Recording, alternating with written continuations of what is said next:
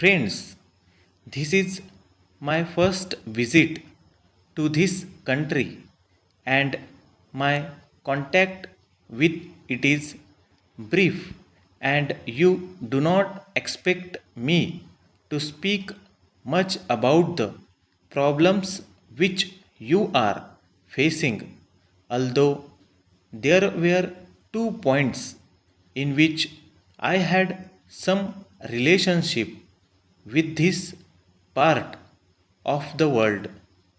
We are members of the conference and we have some residents of Indian origin in this country. These two things bring us together. As for the conference, I notice in the press that your Prime Minister is trying to get our Republic full status in the Commonwealth. Status is something desirable. Para.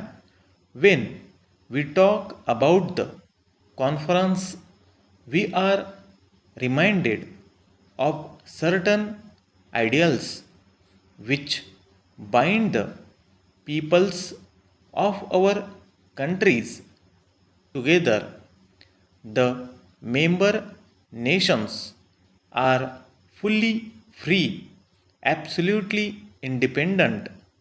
They share no allegiance, but they share loyalty to ideals. They have a common spirit of compromise, getting things adjusted by mutual discussion and agreement, equality before the law for all citizens. Some of these things are the important features which bind the different members together. No decisions are adopted in the Prime Minister's conference which restrict the liberty of action of the members, but the discussions help to bring about a better understanding. Para. So far as the ideals of the unity are concerned, they insist on the extension of democratic principles to all peoples which belong to the conference wherever they may be. It attempts to achieve a harmony of mind and spirit among those who belong to the conference. There may be difficulties, but the goal is clear, and without haste and without rest. It is the duty of all of us who belong to the conference to the work for those great ideals.